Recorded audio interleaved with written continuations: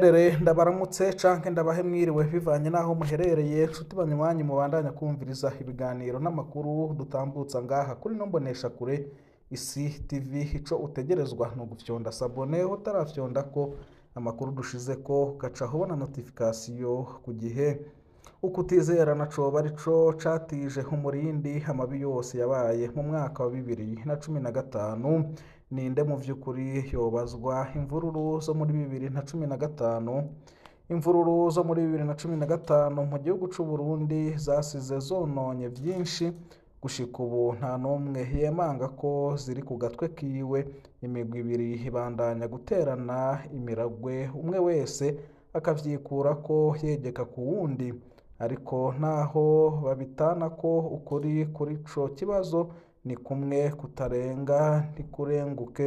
Uko kuri ni nako tugira tubaheho umuco. Turaje kudoma ko urutoke ataho duhengamiye kuzobazwa ivyo muri 2015.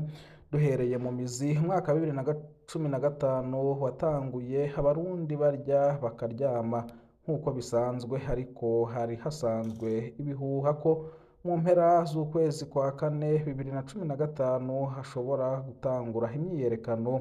Iyo myiyerekano yanugwanugwa mu ruhande rw'abatavuga rumwe n'ubutegetsi bw'ico gihe, batanga igisa n'agasopoko nabo bari hari ibihuha bari bafise ko wari umukuru w'igihugu w'ico gihe yari afise umugambi bita mubi wo kwitoreza ikiringo ca gatatu.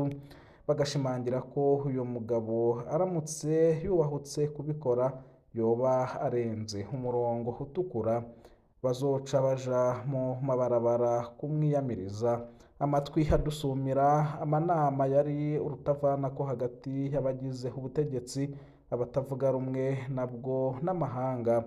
Byaraboneka ko icuka gitera kiba kibi. Tubibutse ko ico gihe cose c'insaku wari haramutswa igihugu Petero Nkurunziza yari mu gacerere ntangere ntiyakoma. Bwakeye kabiri kwa 25 ruheshi 2015, Petero Nkurunziza mwijwi rirongoye atadidinganya atangaza ko hazitoreza ikiringo ca gatatu. Yagiriye ko agabisha abavuga ko uyu mugambi wiwe hari mubi, ko azobakubita ahababaza.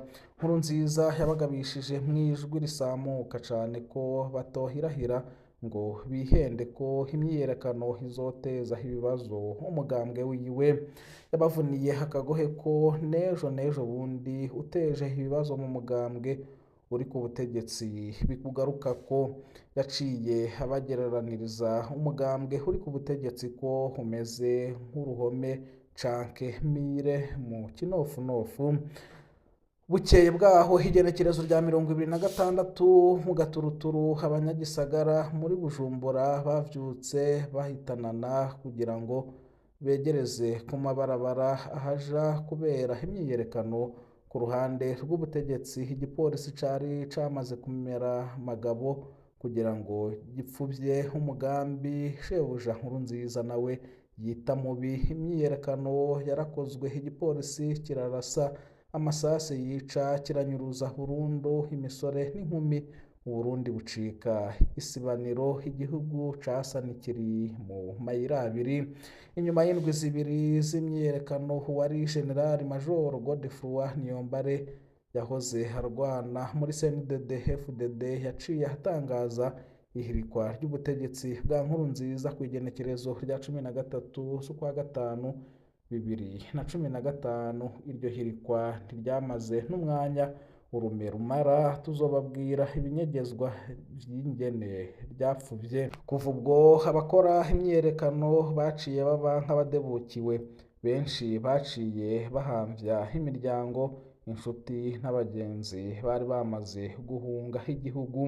Inyuma yako kajagari, CNDD FDD yarinuvye cane abantu nka Pacifique Ninahazwe, Niyombare, Ecclesia Katolika, Bob Rugurika w'Ububirigi, Sinduhije, Seneri n'iyindi migwi myinshi ko ari bo bakokeje urwaruka kuja mu mabarabara.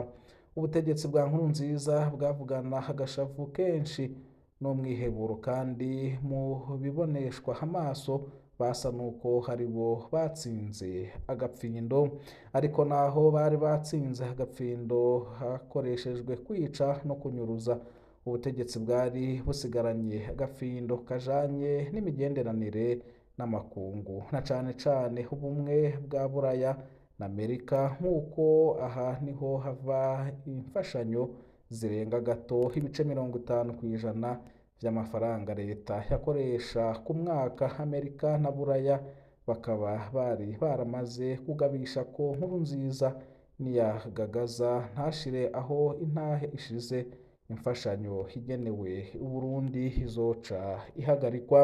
CNDD FDD na Nkurunziza wayo baracumbagije barashika muri 2020. Igikorwa kimwe yashoboye kurangura ni ugufyatura impapuro zibwirizwa shingiro rishasha yemeje muri 2018.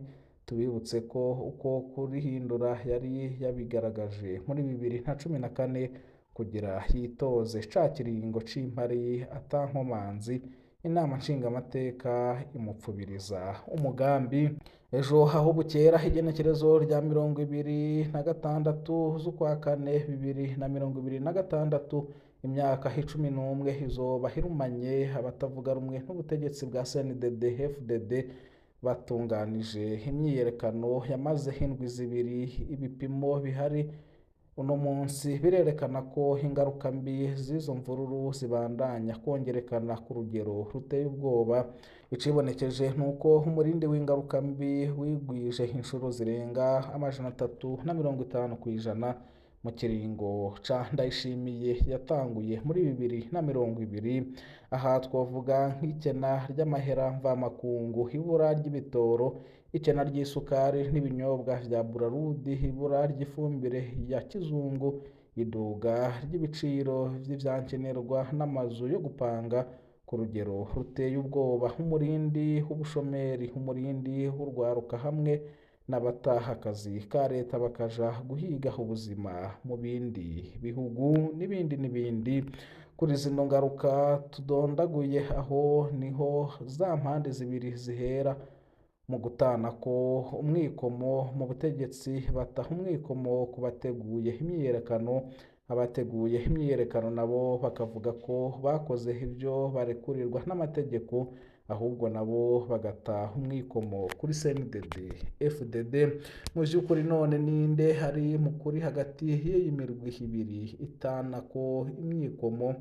Twihweje neza ivyari byanditse mu gitabo c'ibwiriza shingiro tuzobica mu mizi mu nkuru zo hanyuma. Biraboneka ko umugabo Petero Nkurunziza hatari harekuriwe kugaruka kurongora igihugu c'u Burundi. Muri 2015 yari hakwije ibiringo bibiri vy'imyaka itanu. Ingingo zibwirizwa shingiro zaratomora ko ata mukuru w'igihugu azorenza ibiringo bibiri vy'imyaka itanu. Ku ruhande rw'abatavuga rumwe n'ubutegetsi hariho itegeko ryo mu bushikiranganji bw'intwaro yo hagati mu gihugu riha uburenganzira imyiyerekano. Tuzoribasangiza vuba cane. Ni naho bisunze mu gufata inzira y'imyiyerekano baja gutangara igipolisi c'igihugu coyikingiye kibasubitsemwo amasase yica. Kuri ino mboneshakure twiheje ugutana k'umwikomo guhari kino gihe hagati y'ubutegetsi n'abatavuga rumwe nabwo, tukanihweza ataguhengama kuco amategeko avuga ku bikorwa uruhande rwose rwakoze. Biragaragara ko ubutegetsi bwagirwa n'icaha kuko nibwo bwakoze ibinyuranyije n'amategeko. Mu nkuru zikurikira tuzobabwira ibimenyetso bifatika vyerekana ko ubutegetsi bwo muri 2015 aribwo bwahonyanze amategeko. Tuzonatanga inzira twibaza ko zokoreshwa mu gukemura kino kibazo c'ubuzima buzimvye hafi kudashoboka.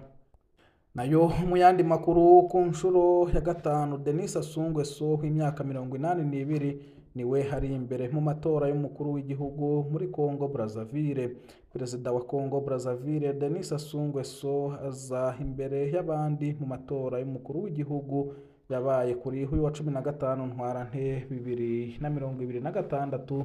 Ivyavuye muri ayo matora vyerekana ko Sassou Nguesso yatsinze ku nshuro ya mbere, ibituma aca haronka ikiringo kigira gatanu co kurongora ico gihugu.